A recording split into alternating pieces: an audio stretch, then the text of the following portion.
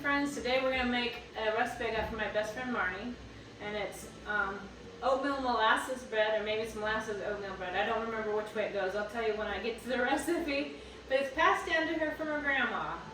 And I have some recipes from my family too I'll share, but I'm excited to share this one. It's one I've never made before, and it's a favorite of hers, so I'm eager to try it because I love bread, I love molasses, I love oatmeal, so we'll see how it goes. She said it makes excellent toast, which is probably my favorite thing to have for breakfast every day.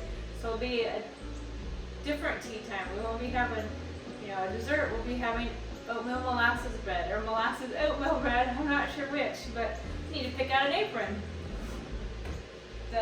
With the noise you hear in the background, that's my teapot heating up because we need some boiling water. Let's see, where's the apron Marnie gave me? Is this the apron? Yes. She went to Disney and bought this at Epcot for me. It says fancy a cuppa, because she knows I love tea and I love aprons. So there you go. How exciting. Well, let's go get started and make some bread, shall we? Have the window open for the cats. It is gorgeous outside. Gorgeous. It's been in the near hundreds here in North Carolina the last all summer, it feels like. Or if it isn't feeling like 100, it's like 90% humidity. So it's been a very muggy, warm summer. But today is gorgeous, and tomorrow will be even more gorgeous. So almost could open the windows tomorrow. We'll see. It's supposed to rain, so I don't really want rain in my house. So but anyway, let's get started. And it's Grandma Hanks's oatmeal bread. And I say molasses because it has molasses in it, but the official title is Grandma Hanks's oatmeal bread. It calls for, and I'm halving her recipe because unfortunately I don't have enough molasses to make the full recipe, and she's never halved it, so it's a learning experience for us both. So we'll need 1 cup of rolled oats,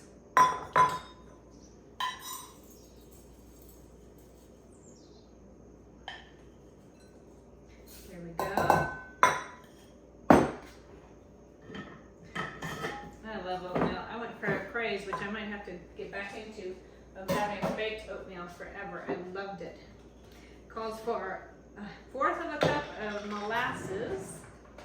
Yeah. Do I have a long skinny? I don't think I do, but I have my fall kitty cat. It won't fit. Let's try. How about fall Snoopy? It says autumn is calling, leaves are falling. Yes, please. Let's see if we can get all this out since it's at the very bottom. I'm really eager to try it in this bread. And I love the fact that it's passed down from grandma to granddaughter. I don't know if her mom ever made it. She never mentioned it, but that doesn't mean anything. I mean, her mama Vicky could have made it. But I love the fact that Marnie has this recipe and she's made it and loved it. So I am eager to share that with her. And I think that's as good as we're going to get. I saved that jar because I like to reuse my jars either for when I make jams and jellies, or my husband likes to pickle. He likes to do quick pickle red onions, or quick pickle, he takes his cucumbers and makes kimchi. So, but back to this recipe. All right, 1/2 teaspoon of salt. I'm using my Redmond real salt, and that's not an endorsement for Redmond, although I love their salt. So, and I'm going to cheat because this would be about a tablespoon, so we need 1/2 of that.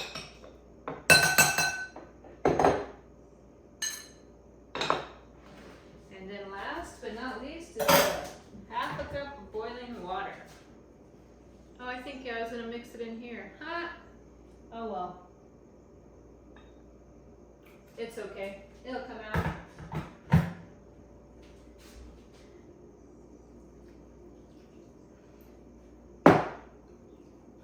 Actually, we can save that for the next step of the recipe. Because what I'm going to do is mix this up, and then it needs to set for a 1/2 hour. And I'm assuming that's to help soften the oats and cause them to kind of fluff up a little bit and be easier to mix into the rest of the recipe. So we're going to stir these up. now we're gonna let that sit. Let it sit over here, not over there. And then it needs to sit for 30 minutes, but I'm gonna set the timer for 20 because then what I'm gonna do when that timer comes off is come back and start the next step, in which case we're gonna be using yeast, sugar, and milk in here, and we're gonna let it sit for another 2 minutes, and that can sit too while the yeast blooms. And what that means is you want to see it like kind of get foamy and fluff up a little bit so that you know it's active and live. So when we use the warm milk, we only want the milk to be about 105 degrees. I don't know what that is Celsius, sorry. But 105 degrees, because if you get it too hot, you'll kill the yeast. And she uses a packet of yeast, but I don't have yeast, so I'll be using a half a tablespoon of dry active yeast because I buy mine in bulk. So right now I'm gonna go do some other things while we wait on the oatmeal to do its thing. I will be back and I hope you will join me. Okay, this has been sitting now 20 minutes. And you can see it's soaking up a lot of the moisture. But it still needs 10 more minutes. And during that time we're gonna make the next part, which is the part that has the yeast, the milk, and the sugar. And then we have a half a cup of milk, and I'm going to heat it up until it reads 105. So where's my, oh, looks like this is what we got, my candy thermometer. So let's give it a shot. I'm going to go ahead and add the half a teaspoon of sugar because that's not going to hurt it. It's the yeast that I'm trying to protect. Okay, looks like it's good. It's around 105. And it cools off fast because it's pretty wide and shallow and there's not a lot there. So I'm going to add our half of a tablespoon of yeast. And it already has the sugar in there. So I'm going to mix this. So now these are both going to sit for another 10 minutes while this blooms. And then they'll get combined. And then they'll go into another bowl with the flour. So, quite a process. I can't imagine in the olden days when they had to dirty this many dishes and wash them all by hand. Thank goodness for a dishwasher. But see you in a few more minutes. All right, I went and watered my garden and now I'm back and look at the bloom. Can you see the bloom on it? How it's got that puffy layer and it's all puffed up? That's perfect. So the next step is we're gonna mix it into here, into our oatmeal mixture. So the next step is we're going to be adding flours. So I'm going to need a cup. She used all-purpose flour, but when I make my breads, I always use some bread flour because it has more gluten, more protein, so it'll be a bigger rise. So we'll start with 1 cup of each. So there's my 1 cup of bread flour.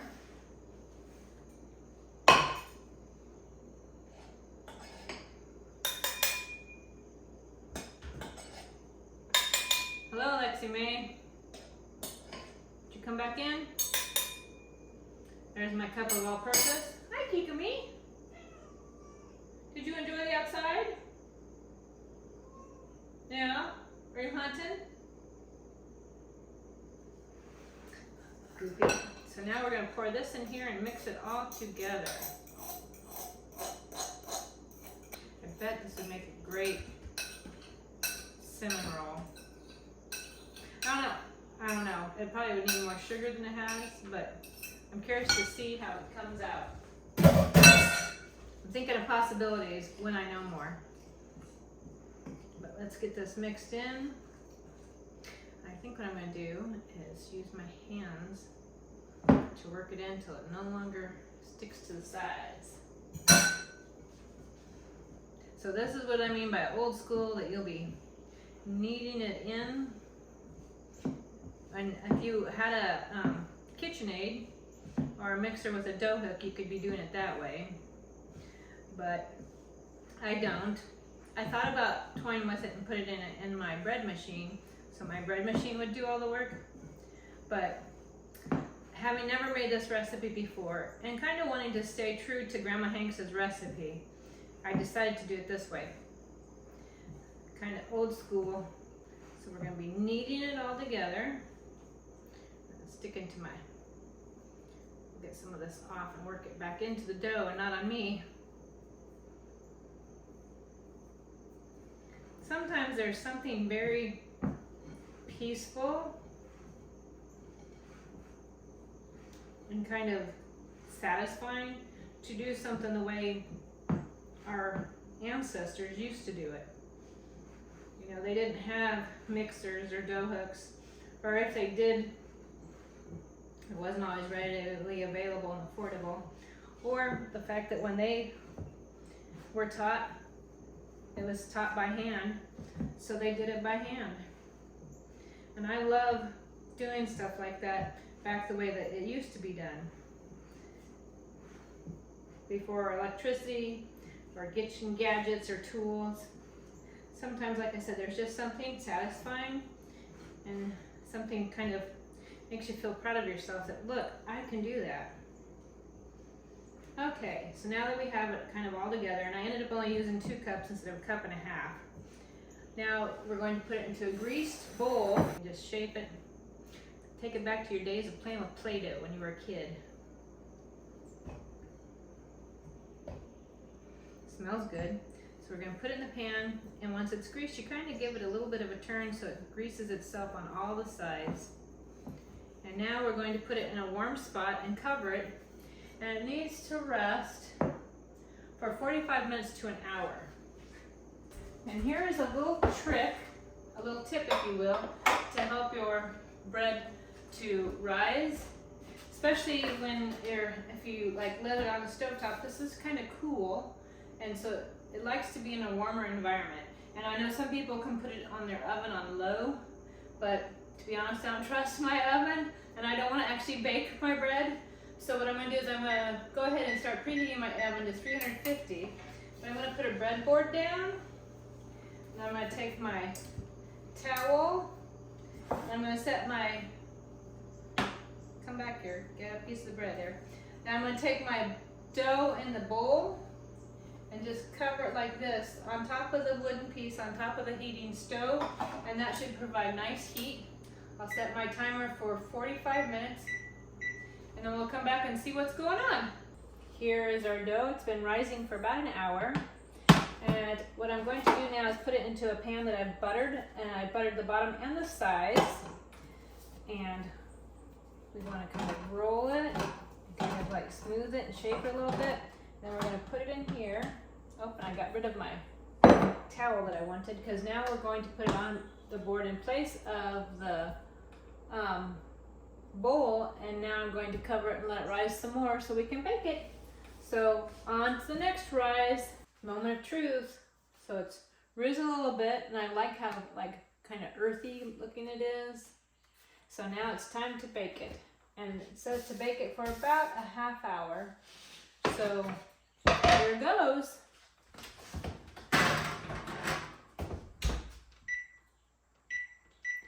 When I set the timer for 15, because I'm going to rotate the bread halfway through, because ovens don't always bake evenly, especially this. It's a convection oven, but I've never really baked with the convection oven other than potatoes. And so I'll stick with the traditional oven that I know, and which means I always rotate 180 degrees halfway through baking time, just to make sure that it bakes evenly. And then when it comes out, we can cool it and eat it. Here's the loaf. I don't know if I didn't let it rise very long, because it didn't get very big. It didn't raise up very much. I'm a little concerned. But having not made this bread, I don't know. I do wish it had gotten bigger, and maybe I should have let it rise a little bit longer in the pan instead of the bowl or bowls. But I'm sure it'll taste just fine, and at least now I'll have a reference point. And you know, sometimes that's what you gotta do. You just gotta take a leap and try it and see what happens. And if it doesn't work out, you learn from it. And sometimes that persistence is what you need to do. So I buttered the top. I'm gonna let it sit in the pan for a few minutes, and then we'll take it out and let it completely cool, and we'll cut it up and we'll see what happens.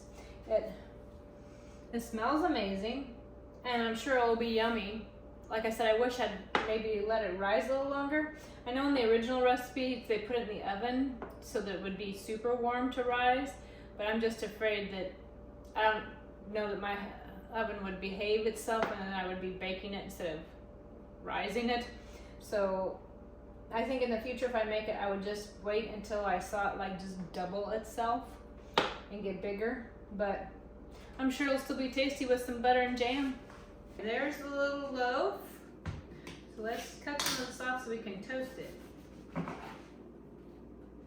Oh man, it smells amazing. Absolutely amazing.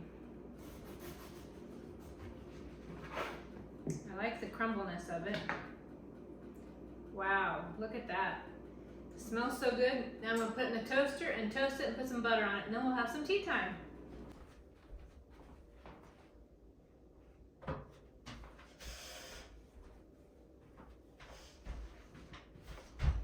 Well, welcome to tea time, friends. I'm excited to try the bread. Even if it didn't rise as much as I want, I bet it tastes amazing. And sometimes that's just the way it goes. You know, I've made bread I don't know how many years, and sometimes even my fail one, or no fail bread that I make every week, I still mess up. Hi, May. Yeah, I don't know why you always gotta come talk to me when I'm in here. Yeah, are you just that much of a camera hog? Huh? Do you need it to be about you? Well, you need to go bake in the kitchen. Yeah. Be a baking cat. Yeah. Well, here we go. The moment of truth. I'm gonna take a little sip of tea to cleanse my palate, and here we go. Doesn't that look amazing?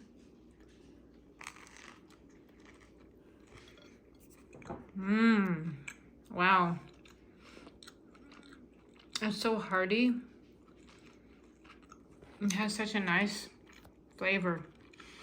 I don't even care that it's not risen high. It's amazing. That is delicious bread. I love it. So good. And I love that it's been passed down from her grandma to her, and now she shared it with me. So good.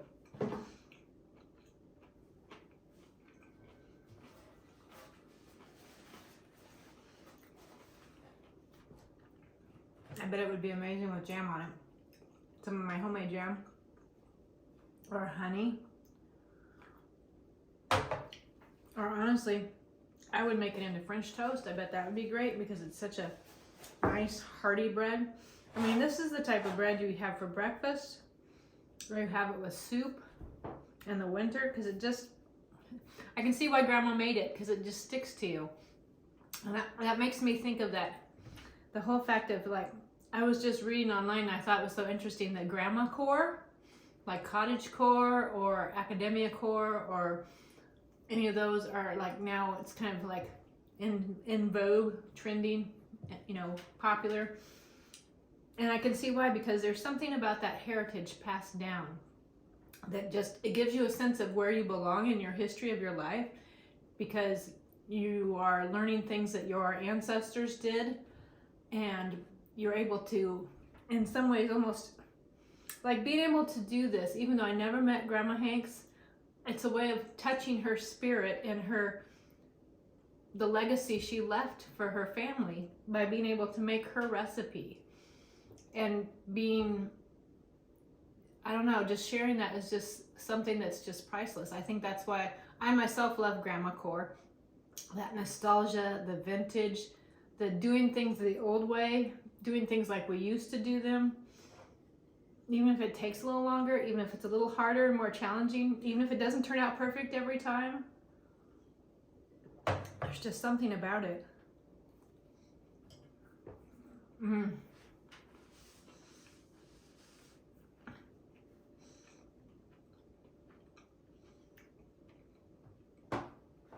I love how dense it is, because it sticks to you. It isn't flimsy like store-bought bread. It isn't that kind that you almost like feel you could hold it up and see through it kind of thing. It's a nice, hearty, it's just, it's like being hugged from the inside out, cozy. I love it. I will definitely make it again. and I will make it as 2 loaves because I'll have more molasses and freeze one. But all that passing on is so important. It makes me think of this verse in Titus 3:7. It says that being justified by his grace, God's grace, we should be made heirs, like inherited according to the hope of eternal life. That when we become Christ and accept his grace and his mercy to cover our faults and our sins and our errors and mistakes, we get the inheritance of heaven, the inheritance of everything that he's stored up for us. And as much as this is amazing in this life, and I love this, being able to share this heritage and pass it on, how much more important would it be to inherit heaven? I mean, I don't know about you, but I want to inherit heaven. And I want to inherit all the wonderful things that are in heaven. And I want to share that with people so that they have that same inheritance too. Just like Marnie loved sharing this with me, and I'm now sharing it with you. I also want to share the hope and grace of God so that you can too inherit heaven and have that abundance, that place where you belong for eternity, your home, what you were made for.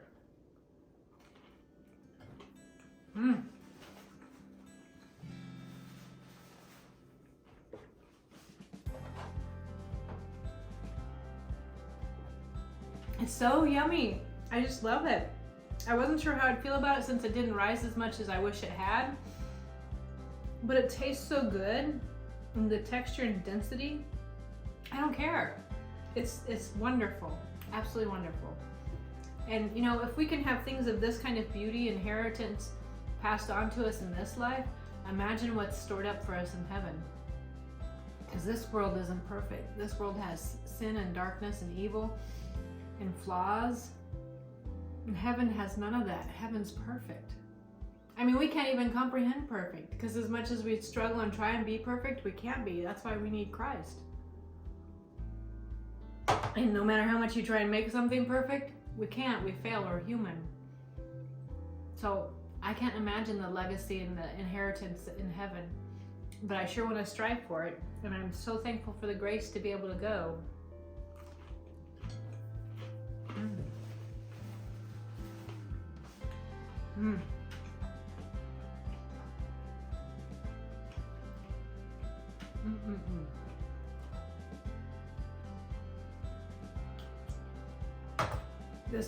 It reminds me in ways a little bit of like a beer bread, but just has a different flavor. It's got that molasses that makes it just slightly almost weedy and slightly sweet, but absolutely love it. It's one of my favorite breads, I'll have to say. But I hope that someday you will make this and try it yourself and see if you have better success than I do. I would say maybe next time when I make it, I'll wait until it doubles in size, however long that takes. And sometimes certain breads, because this is a heavier bread, it takes a little longer, you know? And so if it takes a couple hours to rise instead of an hour, so be it. Listen to the bread. And you know, that's another interesting thing about Christ. He says that he's the bread of life.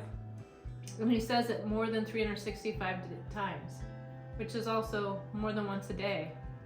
So I don't know about you, but I'm not giving up carbs.